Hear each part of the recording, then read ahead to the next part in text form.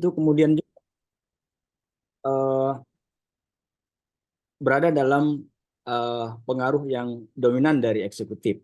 Akibatnya kan eh, yang terakhir ini kemudian misalnya dalam kasus kandidasi presiden itu menjadi banyak dipersoalkan oleh publik, oleh masyarakat luas karena aspek ini saya kira lembaga-lembaga demokrasi kita yang mengalami pelumpuhan ya, mengalami proses disfungsi yang sebetulnya katakanlah misalnya DPR ya sebagai lembaga pengontrol yang didesain dalam konstitusi sebagai uh, institusi yang mengontrol jalannya kekuasaan. Rupanya kan tidak bisa berbuat sesuatu yang lebih banyak begitu ya. Dalam kalau kita misalnya lihat dalam pola relasi antara eksekutif dan legislatif misalnya di Indonesia dalam beberapa tahun terakhir ini. Baik. Nah, Lalu itu juga menjadi apa sih Pak persoalan karena tidak ada uh, tingkat partisipasi pemilih dalam pemilu sebenarnya Pak? gimana Mbak? Pemilu pemilu 2024 kali ini, apa kira-kira faktor utama yang mempengaruhi tingkat partisipasi pemilih? Eh, saya kira uh, ya karena ada harapan sebetulnya, ada harapan dengan uh, kandidat yang berkontestasi yang jauh lebih banyak dibanding sebelum-sebelumnya, tentu harapan publik juga ikut-ikut bergema juga. Itu banyak kalau kita monitor media sosial ya, teman-teman yang sebelumnya itu golput itu menyatakan diri akan menggunakan hak suaranya. Dan itu kan sebetulnya eh, sinyal bahwa semakin ruang proses kandidasi itu terbuka misalnya dan banyak alternatif itu akan memberikan vibrasi yang positif tentunya bagi pemilih. Nah, itu saya kira faktor yang orang kemudian uh, datang ke TPS ya. Ya, Ada harapan begitu ya. ya. Kemudian apa yang bisa dilakukan pemerintah dan lembaga terkait untuk meningkatkan partisipasi pemilu di masa depan? Ini kan baru 2024, kita masih ada 5 tahun yang akan datang. Ya, Seperti betul. apa, Pak? Uh, ini saya pikir ada juga problem uh, kalau kita misalnya lihat piramida penduduk ya dengan angka partisipasi pendidikan kita yang masih rendah sebetulnya itu tergambar dalam misalnya survei-survei misalnya. Nah, bagaimana kemudian uh, institusi-institusi politik seperti misalnya partai politik ya itu mengambil peran yang lebih jauh untuk salah satu tugas partai politik kan menjadi melakukan fungsi pendidikan politik ya. Ya, Untuk apa pendidikan politik? Untuk uh, membangun kristalisasi ideologi bagi partainya. Karena saya yakin bahwa semakin ideologis pemilih itu, semakin kos politik itu, biaya-biaya politik itu bisa ditekan ya. ya, Karena orang memilih punya punya harapan begitu, punya punya visi, punya nilai-nilai. Tapi sepanjang pemilih itu mengambang, ya, dia hanya menunggu dipengaruhi, menunggu itu eh, sebetulnya menjadi persoalan karena eh, di sisi partai politik teman-teman yang berkontestasi sebagai caleg itu akan menambah biaya untuk memobilisasi dan lain sebagainya. Nah, dari sisi itu sebetulnya eh, proses inilah yang sebetulnya dulu Bung Karno sebut bagaimana eh, masa itu menjadi terpimpin gitu ya, punya ideologi, punya punya harapan, punya cita-cita lah kira-kira begitu. Sehingga eh, eh, di sisi partai politik, kemudian di sisi pemerintah juga bisa mengambil peran-peran itu lewat misalnya sekolah ya diinstitusionalisasi dalam dalam kurikulum bagaimana civic education agar generasi muda terutama eh, punya kesadaran tentang politik ya, tentang eh, ekonomi politiknya. Nah itu Ya, Mbak. ya. Media sosial sangat dominan ya di pemilu 2024 kali ini, Pak. Sebenarnya Anda, bagaimana Anda melihatnya sebagai faktor yang mempengaruhi integritas pemilu? Ya, eh, media sosial ini kan mau tidak mau kita menghadapi satu zaman ya, satu masa di mana eh, kita tidak bisa terhindarkan lagi dari apa namanya, dari media sosial sebagai salah satu instrumen untuk orang berinteraksi begitu ya. Nah, karena itu eh, media sosial itu ya, atau media-media new media ya, dalam beberapa istilah istilah komunikasi itu, dalam Ya, riset-riset ya, komunikasi disebut dengan new media.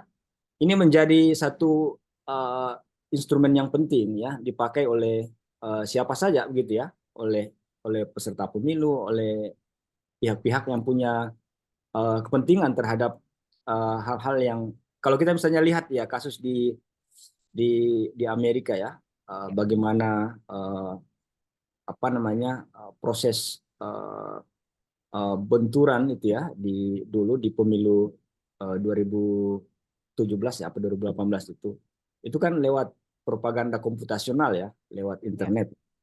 Dan juga kita di Indonesia ini kan sudah mulai masuk ke situ. Saya melihat beberapa waktu belakangan ini, terutama di masa kampanye, penggunaan apa algoritma lewat apa instrumen-instrumen media sosial itu kan sudah dipakai oleh teman-teman caleg ya untuk Ya, ya. campaign. Apakah itu Google Ads atau medium-medium lain gitu ya yang dipakai oleh teman-teman caleg.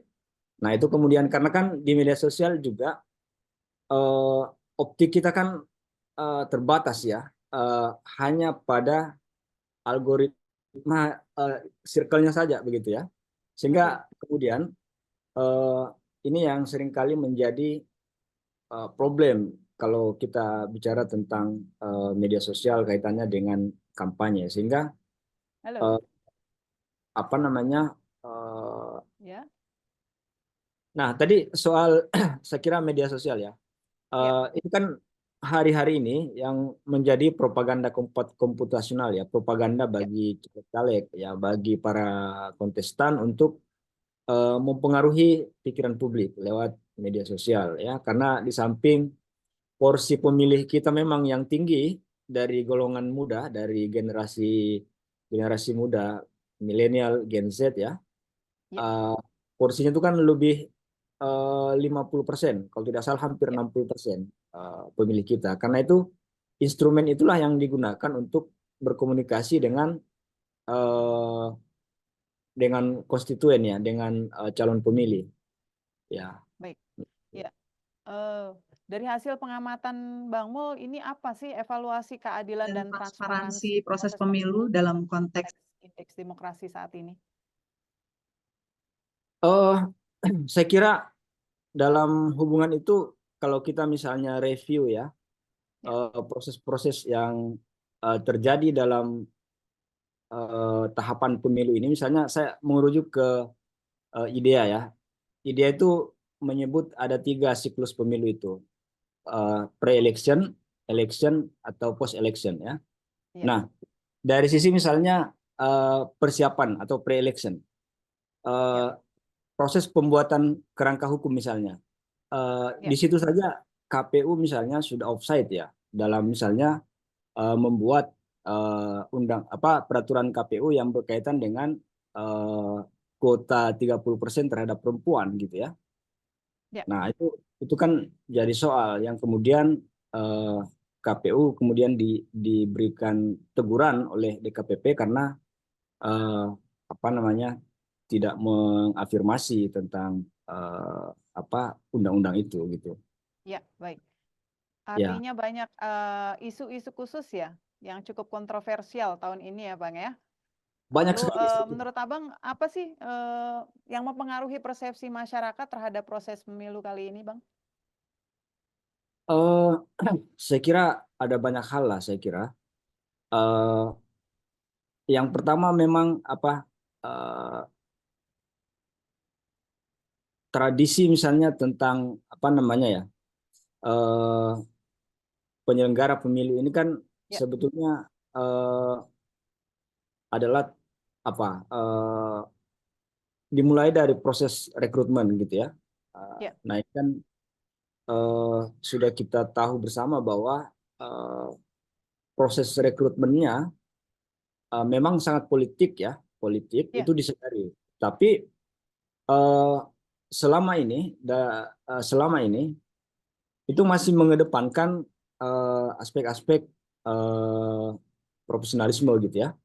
ya, Nah, dalam beberapa waktu ini eh, sentimen politiknya tuh jauh lebih tinggi gitu ya. Kalau kita bandingkan ya dengan 5 tahun yang lalu, sentimen ya. politiknya, pintu-pintu politiknya tuh jauh lebih dominan dibanding eh, beberapa waktu yang lalu atau 5 tahun yang lalu. Sehingga ini juga menjadi eh, apa, hulu dari problem-problem yang kemudian terbawa bisa gitu ya. Ya, ya. Kemudian bagaimana sih Abang menilai kinerja lembaga pemilihan dalam hal ini KPU Nah dalam itu, menjaga integritas pemilu dari ancaman nah, internal atau eksternal, Bang? nah itu yang saya bilang dari awal. Jadi dari pre-election sampai election saat ini dan nanti kan kita akan masuk ke post election. Periode ini mungkin periode yang apa, berkabut gitu ya, berkabut gitu. Berkabung ya, Bang ya. Itu dimulai dari misalnya proses, Berkabung dari berkabung eh, demokrasi ya, Bang ya. ya proses misalnya dimulai dari proses pendaftaran partai politik saja, itu kan sudah menuai masalah saya kira. Betul. Dan itu eh, secara publik Halo. bicarakan, bukan hanya dibicarakan, Halo, Bang bah- Mul. ya Ya, gimana bisa dinaikkan volume suaranya, Bang? Ya, kedengaran ya. Nah bisa dari dinaikkan situ volume kan suaranya? sebetulnya misalnya dari awal ya proses pendaftaran partai politik saja itu kan eh, sudah bermasalah. Itu menjadi sinyal yang buruk misalnya. Kemudian belakangan-belakangan diproses misalnya Mm. apa, Ya, kandidasi, dan terutama di dua tahapan itu saya kira itu menjadi apa, ya, problem gitu. Dan itu menjadi sinyal yang kurang baik gitu ya bagi penyelenggara pemilu terutama. ya. Artinya Abang melihat adanya pergeseran ya, Bang ya, dalam dinamika politik negara kita. Ya, Apakah ini sejalan dengan hasil pemilu tahun ini kira-kira? eh, saya belum bisa sampai pada kesimpulan itu, tapi eh, ada perubahan saya kira kultur ya, kultur teman-teman Ya, penyelenggara pemilu ya, kultur di penyelenggara pemilu ya, yang itu juga sedikit banyak mempengaruhi dalam eh, apa namanya, dalam praktis ya, penyelenggaraan pemilu sendiri, ya, begitu Mbak. ya. Baik. Artinya dalam konteks indeks demokrasi, sebenarnya ada nggak sih Bang upaya konkret yang bisa dilakukan untuk memperbaiki proses pemilihan dan memperkuat institusi demokrasi di negara kita? Eh, yang pertama saya kira kalau menurut saya, eh, kalau komposisi perolehan hasil saat ini misalnya yang tergambar lewat quick count, saya berharap dan kita semua tentu berharap adanya tumbuhnya eh, kekuatan oposisi begitu ya, Ya, sebagai check and balances gitu ya dalam konteks misalnya proses-proses pemerintahan. Karena ya. kalau tidak ada mekanisme check and balance begitu, eh, kita akan seperti 5 tahun, 10 tahun yang lalu. Eh, Mundur ya Bang ya? ya, apa namanya? Nah, kita berharap misalnya dengan komposisi yang sementara lewat quick count saat ini, eh, kita berharap PDIP misalnya, PKB, PKS, dan Nasdem itu bisa mengambil untuk mengontrol jalannya Ya, pemerintahan gitu ya, sehingga pemerintahan nantinya bisa tidak semena-mena gitu ya. ya. Kita berharap akan ada ada keseimbangan ya keseimbangan ya. dalam demokrasi kita ya. Betul. Oke. Bang Mul, saya jelas sedikit. Ada menarik ini, Bang. Tadi disebut bahwa saat ini lembaga penyelenggara ada perubahan kultur. Perubahannya seperti apa tuh, Bang Mul? Nah, misalnya dari sisi apa ya, politik misalnya apa, bukan politik, profesionalisme gitu ya, yang oke. Nah, jadi Ya, misalnya bisa diulang, Bang Mul. ya, jadi Perubahan kultur seperti apa tuh? perubahan kultur misalnya ya, dari sisi misalnya penyelenggara pemilu. Eh, Penyelenggara pemilu itu memang eh, apa namanya, memang hierarkis gitu ya, hierarkis, tapi eh, berpijak pada norma gitu ya, pada norma. Nah, kalau misalnya kita Ya. kita lihat misalnya dalam kasus misalnya apa, pendaftaran partai politik ya, itu kan eh, tergambar dengan apa, dengan jelas ya bagaimana eh, apa, hierarkis itu mempengaruhi gitu ya teman-teman Ya. penyelenggara pemilu di level di bawahnya begitu. Nah itu kan sebetulnya tradisi-tradisi yang selama saya pernah jadi penyelenggara itu kan tidak pernah ada yang seperti itu. Ya. Oke. Oke, baik. Saya sudah paham. Baik. Bang Mul, terima kasih. Harap menunggu sejenak untuk pernyataan dari Bu Paramita atau Mbak Mita. Oke, selanjutnya kami beralih ke Nurlia Dian Paramita, Koordinator Nasional Jaringan Rakyat. Selamat sore, Mbak Mita. Ya, selamat sore, Mbak. Iya, terima kasih sudah bergabung bersama kami, Mbak Mita. Ya. Ya, baik, Mbak Mita. Pertanyaan pertama ini, apa sih sebenarnya peran yang dimainkan oleh jaringan pendidikan pemilih untuk pemilu kali ini untuk mempersiapkan masyarakat ke pemilu 2024 kali ini? Ya, pada pemilu 2024 kali ini kita melakukan serangkaian kegiatan ya.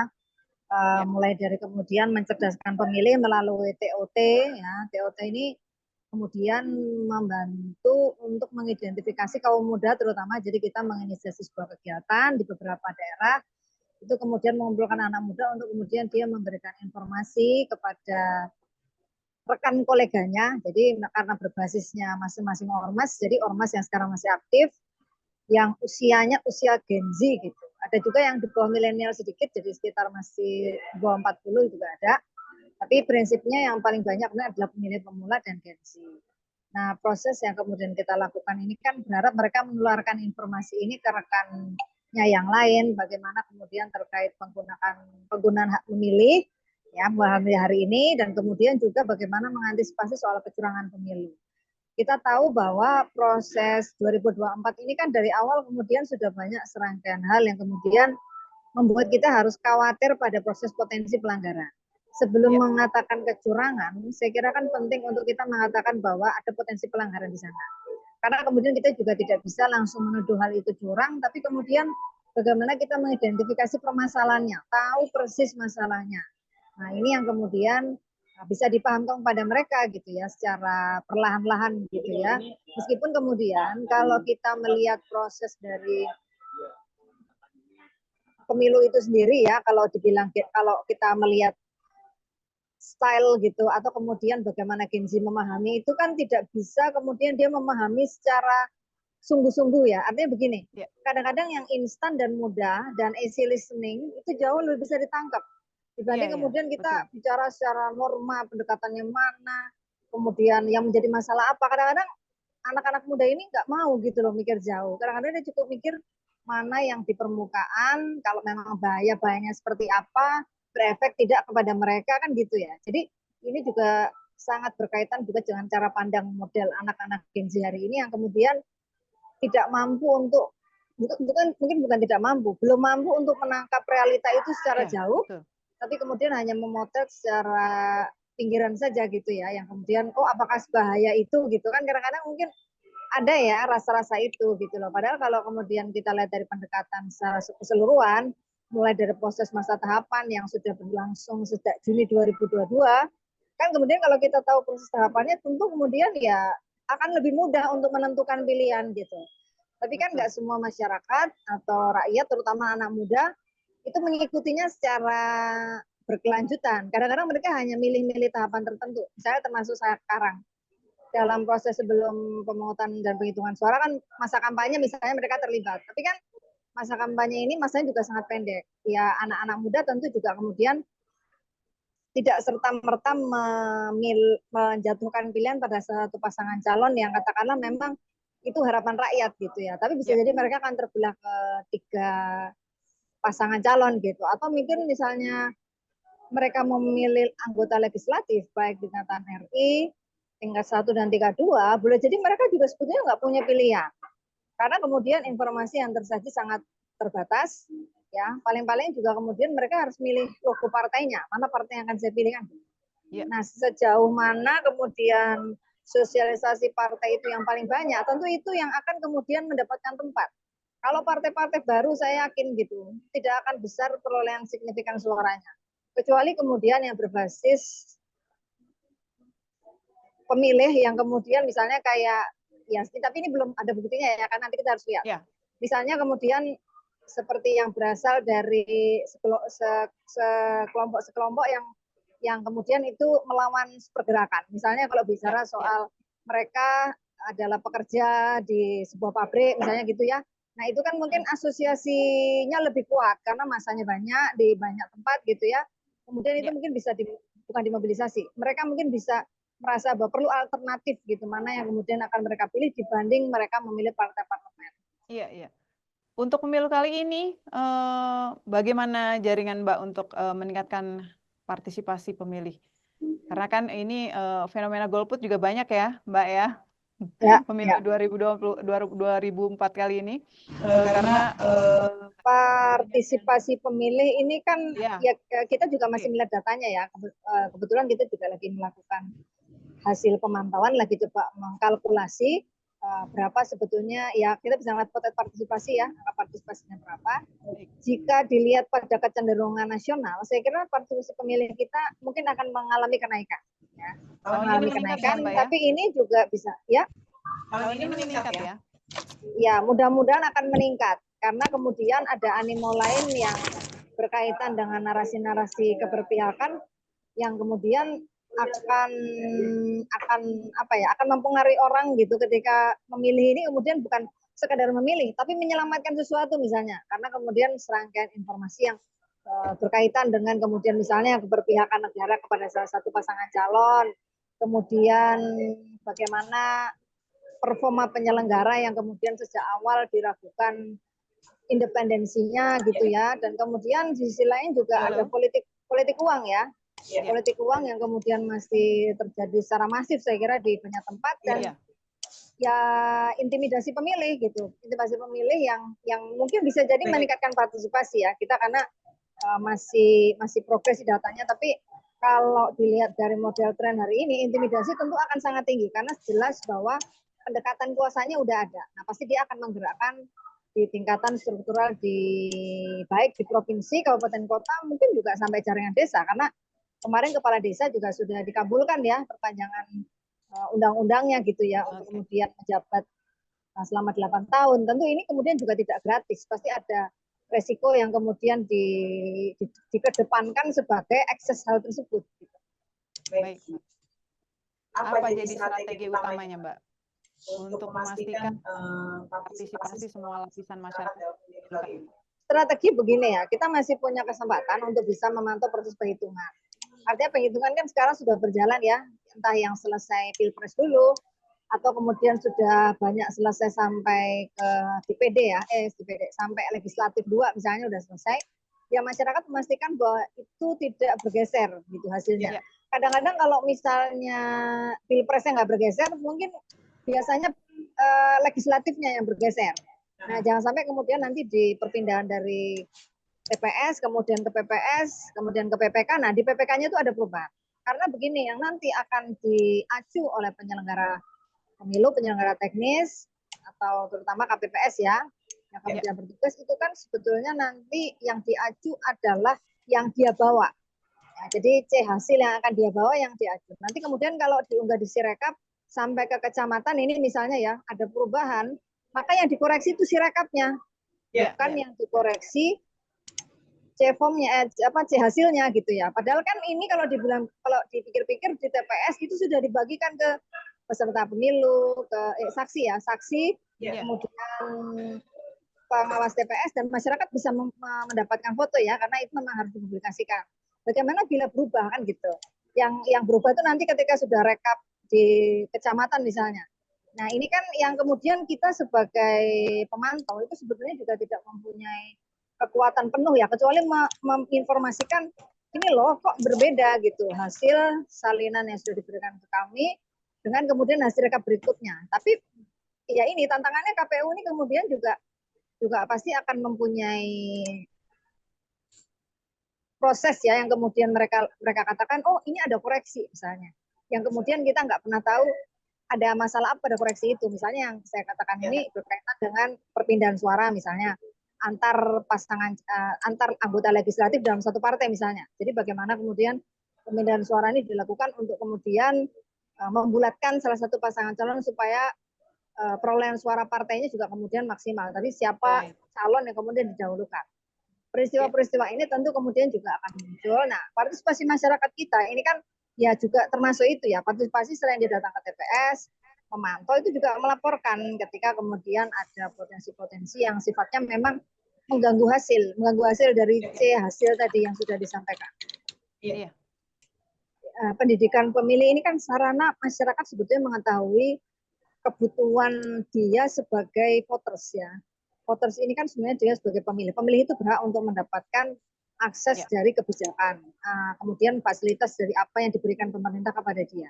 Dengan apa? Ketika dia menentukan di bilik suara, dia memilih pemimpin, siapapun pemimpin yang akan terpilih, itu sebetulnya wajib memenuhi semua kebutuhan lapisan masyarakat, tidak terkecuali. Nah, tapi yang kemudian sering terjadi di negara kita ini, kelompok-kelompok rentan atau kelompok yang sifatnya minoritas itu selalu ditinggal. Jadi kebanyakan adalah kelompok mayoritas yang menjadi dominan.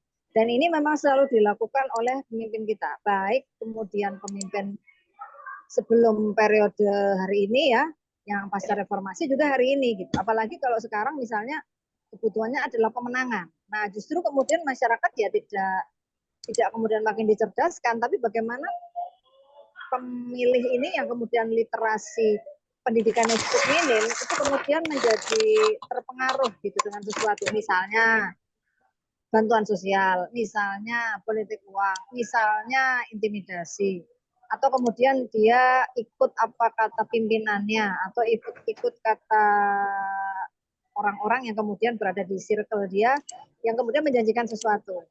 Ya, ini kan muncul ya saya kira di lapangan yang kita juga tidak bisa mencegah, bukan tidak bisa mencegah, mungkin bisa mencegah, tapi kemudian semua terkembali kepada masyarakat masing-masing. Misalnya gini, ketika ke bilik suara, kita misalnya sudah tahu bahwa kita akan milih calon A nih, kita milihnya calon B. Kadang-kadang kan kita juga ketika di bilik suara itu bisa bimbang gitu, kok banyak ya ini. Makanya kemudian kemarin sempat ada himbauan ya kalau mau ke TPS itu berdoa gitu supaya kemudian dia tidak ragu, dia tidak salah untuk mencoblos. Itu ada cerita-cerita seperti itu yang kemudian ya mungkin itu bisa kita terapkan supaya tidak kemudian menghasilkan kepemimpinan yang tidak baik. Nah, masyarakat atau pemilih ketika datang ke TPS mencoblos itu kan sadar sebetulnya siapa yang dia pilih. Ya, sadar itu dalam artian gini, ketika nanti yang memenangkan misalnya ya, ini pasangan yang kemudian melanggar konstitusi atau kemudian yang diperbiaki oleh pemerintah, ya itulah realitas kita gitu ya.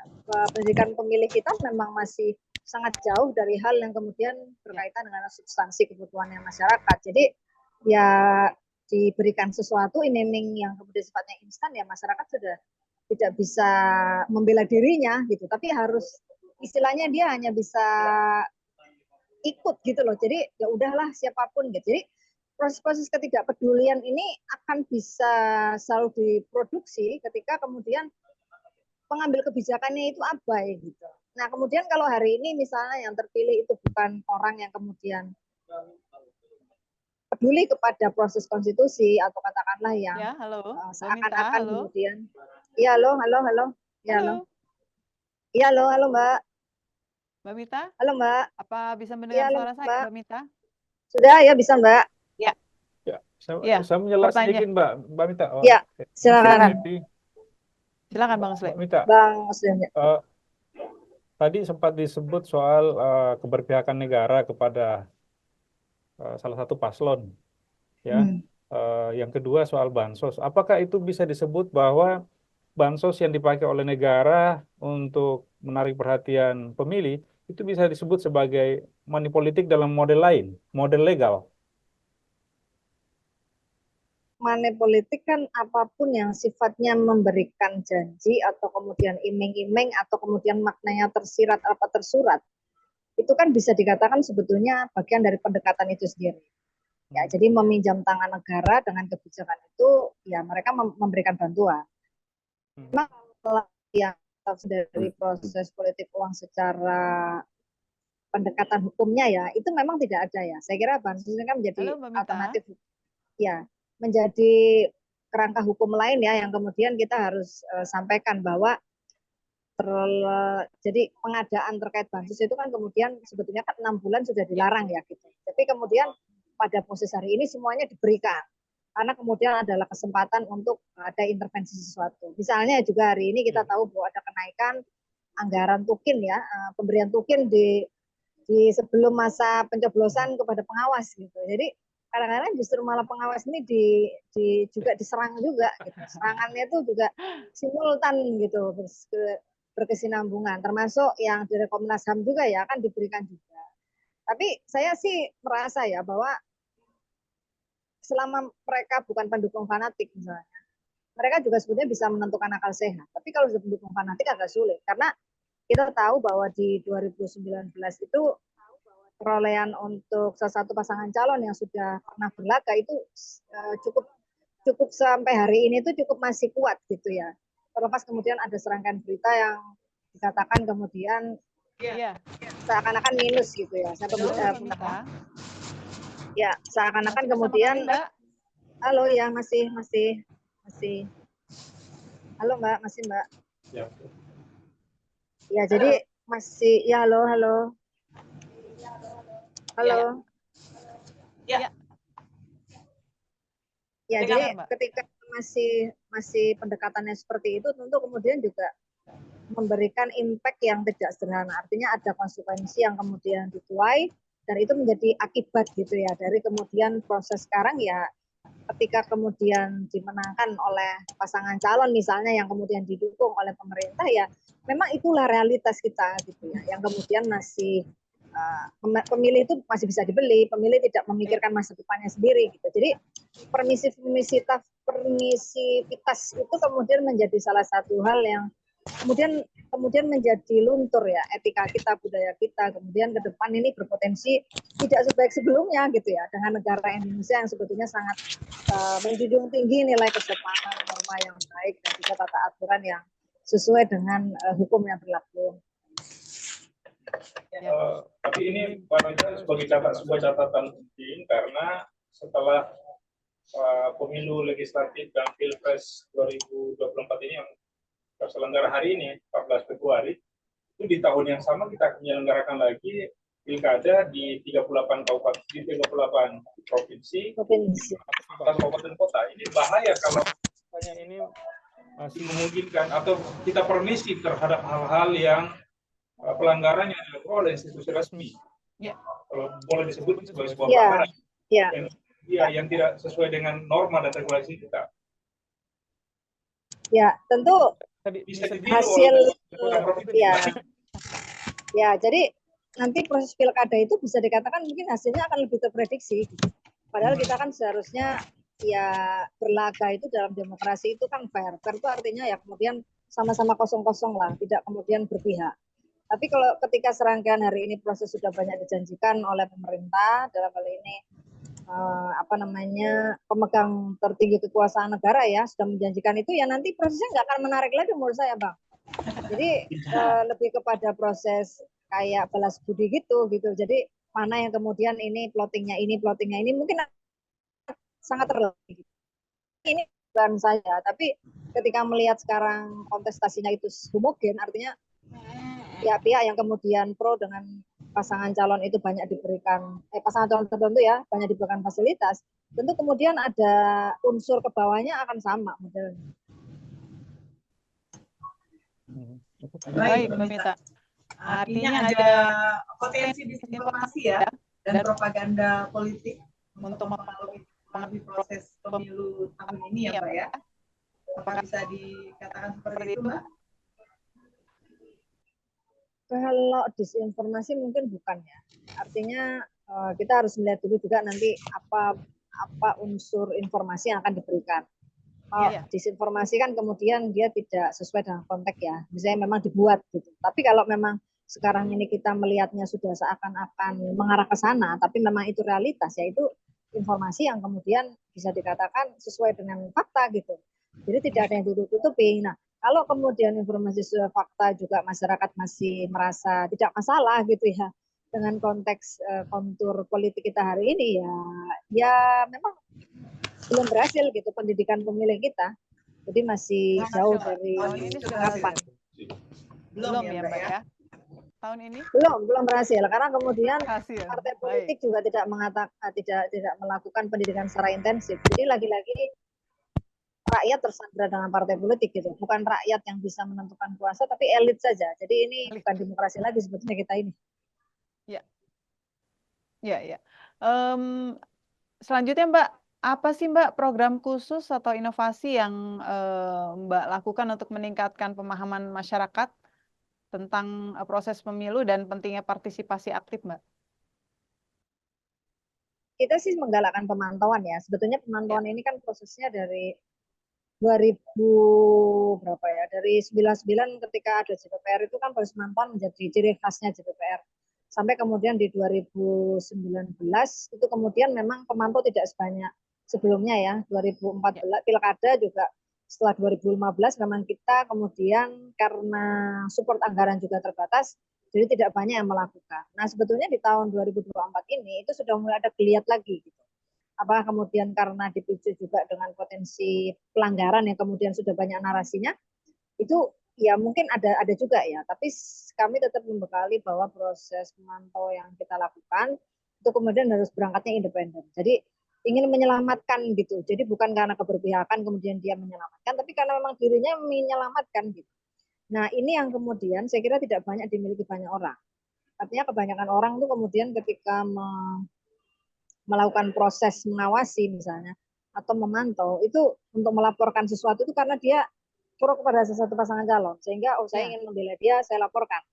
Nah kami kemudian di Seknas JPPR itu berusaha untuk kemudian tetap di tengah itu. Di tengah itu dalam artian bahwa kita punya misi mulia yang kemudian tidak dilakukan banyak orang. Kenapa? Karena kemudian orang sekarang ini kan literasi politiknya tidak terlalu baik. Tapi kemudian kita berusaha untuk melestarikan gitu ya budaya-budaya baik mulai dari kader-kader ormas ya, karena kan kita ini berangkatnya dari NU Muhammadiyah. Bagaimana kader ormas yang kemudian sekarang masih aktif di tiap kepengurusan baik di provinsi, kabupaten, kota, itu kemudian mereka itu mempunyai cara pandang yang sama soal bagaimana demokrasi kita.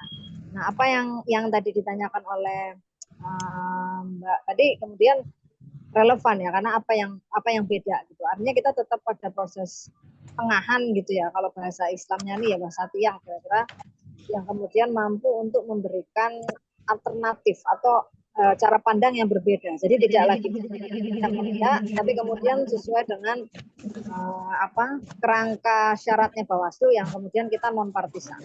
Bagaimana Mbak menilai tingkat literasi politik di kalangan masyarakat? Lalu bagaimana langkah apa yang diambil Mbak untuk meningkatkannya Mbak?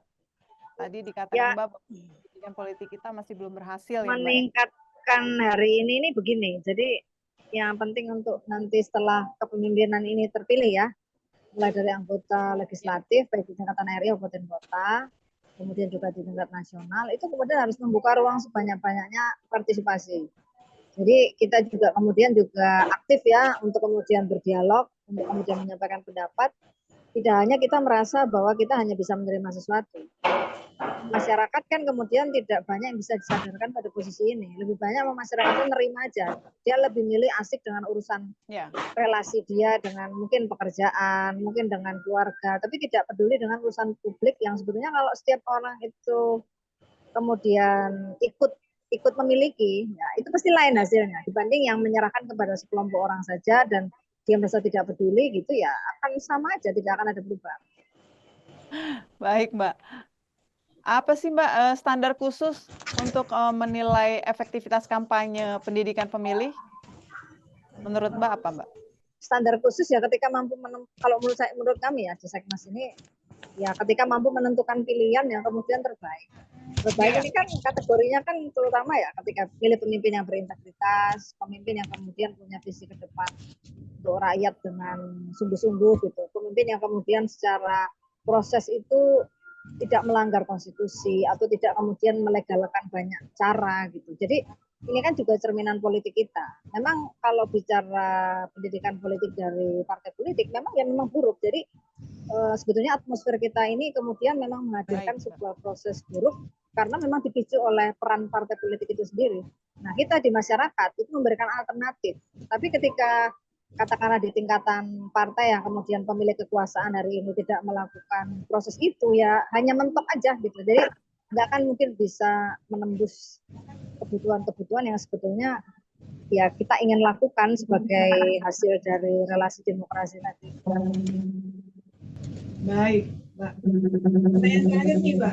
Ini terkait dengan apa sih, Mbak, evaluasi Mbak terhadap pada pemilu 2024 tahun ini? Evaluasi, saya belum bisa bicara soal evaluasi ya, karena kan ini masih berjalan proses penghitungan ya. Jadi kita belum tahu tingkat partisipasi masyarakat. Mungkin kalau lihat di real quick count ya, mungkin ada beberapa partisipasi bisa dipotret, tapi saya belum membaca hasilnya. Jadi kalau melakukan evaluasi sih sebetulnya masih terlalu dini ya kalau bicara soal evaluasi partisipasi. Ya, baik Mbak. Terima kasih Mbak sudah memaparkan. Baik, terima kasih sama Bang. Terima kasih. Baik. Beralih ke Bang Mul. Halo, Bang Mul. Ya, halo Mbak. Halo. Ini terkait dengan ekonomi politik ya, Bang. Bagaimana sih Bang menurut Abang tingkat kepercayaan masyarakat terhadap hasil pemilu 2024 kali ini dibanding dengan pemilu sebelumnya? Apanya Mbak ini? Ya, boleh di. Halo? Ya, halo. Boleh diulang pertanyaannya? Baik. Bang, apa sih tingkat bagaimana menurut Abang tentang tingkat kepercayaan masyarakat terhadap hasil pemilu 2024 dibandingkan dengan pemilu sebelumnya? Oke. Tingkat penerimaan ya. Saya pikir ini jadi secara kualitatif ya, itu bisa kita gambarkan dari suara-suara akademisi itu ya. Suara-suara masyarakat sipil yang kemudian memberikan reaksi terhadap proses berjalannya pemilu ya. Dan itu bisa kita refleksikan bahwa ada sesuatu yang tidak biasa begitu ya, yang ditangkap oleh masyarakat sipil, oleh para pendeta-pendeta guru bangsa itu ya, dan banyak NGO yang mencoba merespon proses itu ya. Bukan di akhirnya di sini, maksudnya di pemungutan suara, tetapi pemilu itu kan serangkaian, tidak hanya satu proses. Jadi itu ada proses yang kalau boleh disebut mungkin tidak seperti saya menggambarkan pemilu 2014 agak jauh berbeda. Ya. Ya. Bisa Bisa mendengar suara saya, Bang Mul? Dengar. Ya. Bisa dinaikkan volumenya, Bang? Ya, jadi misalnya secara kualitatif kita bisa gambarkan bahwa dalam 3 pemilu terakhir itu pemilu ini berbeda dengan pemilu-pemilu sebelumnya. Perbedaan itu terutama karena di prosesnya yang banyak fraud ya, banyak masalah-masalah yang menyertai prosesnya. Dan kalau kita bicara pemilu kan sebetulnya bukan hanya di puncak pemungutan suara, tapi dia rangkaian panjang mulai dari registrasi pemilih, lalu kemudian sampai di ujung. Nah, di dalam tahapan-tahapan itu, seperti saya jelaskan di awal ya, praktek-praktek fraud yang terjadi itu kan merefleksikan bagaimana proses pemilu itu dikelola, ya. Baik. Baik, Bang. Kemudian apa sih, Bang, yang bisa dilakukan pemerintah atau lembaga terkait untuk meningkatkan kepercayaan publik, Bang, terkait dengan hasil pemilu di masa depan? Saya kira ke depan ini pertama sebetulnya penyelenggara pemilu, teman-teman penyelenggara pemilu yang mengelola pemilu itu harus menunjukkan sikap-sikap profesionalisme dan terutama sikap independen gitu ya. Sikap independen itu saya kira catatan yang sangat penting. Bagaimana independensi penyelenggara pemilu ya, sehingga kepercayaan publik ya. Jadi ada independensi, ada transparansi gitu ya, sehingga dan prosesnya itu dikelola secara terbuka sehingga masyarakat itu apapun hasilnya begitu ya, masyarakat bisa menerima. Kalau prosesnya itu berlangsung dalam kerangka profesional, independen dan itu terbuka ya, masyarakat pasti akan menilai bahwa proses ini sungguh-sungguh dijalankan gitu ya. Baik. Nah itu saya kira ke depan. Baik. Jadi perlu dibenahi. Baik. Bang Mul, pernyataan Bang tadi mengakhiri talk show kita sore hari ini ya, Bang. Terakhir, dari Mbak Mita, closing statement dari Mbak Mita dari jaringan JP PPR. JPPR. Bidang pemilu. Silakan, Mbak. Halo, Mbak Mita. Baik, Mbak Mita masih bergabung bersama kami? Oke, kita beralih ke Bang Mul saja ya. Closing statement, Bang, terkait tema kita hari ini. Ya, saya kira kita masih punya pekerjaan yang cukup besar, saya kira ya, terutama dalam pengelolaan tata kelola pemilu ya, itu satu. Yang kedua, kaitannya dengan indeks demokrasi kita, itu juga tantangan, saya kira tantangan yang besar, karena itu menyangkut 3 parameter yang saya sebut tadi, terkait dengan kebebasan berekspresi, institusi-institusi demokrasi, dalam hubungannya dengan misalnya dengan ekonomi, ini kan juga membuat ketidakpastian sebetulnya dengan dan dalam dunia bisnis kepastian itu menjadi hal yang penting. Nah, saya kira ini perlu ada pembenahan ya.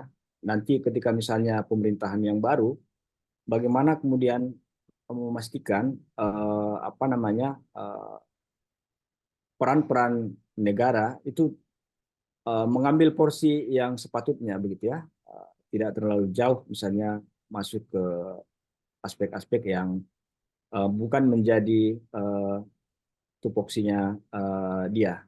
Nah, kita berharap dengan apa namanya memperkuat apa kebebasan masyarakat sipil, lalu institusi-institusi demokrasi, kita berharap tumbuhnya oposisi juga ya yang mengontrol jalannya pemerintahan sehingga bisa ada keseimbangan, ada check and balance. Dan yang paling penting adalah bagaimana rule ya penegakan hukum itu untuk memberi kepastian, ya, memberi Baik, kepastian di atas prinsip-prinsip keadilan tentu. Nah itu Mbak, baik saya Bang. kira. Terima kasih Bang. Closing statement dari Bang Usle. Silakan Bang Usle. Ya, baik. Pemilu baru saya selesai ya, tapi proses penghitungan juga belum selesai sebetulnya.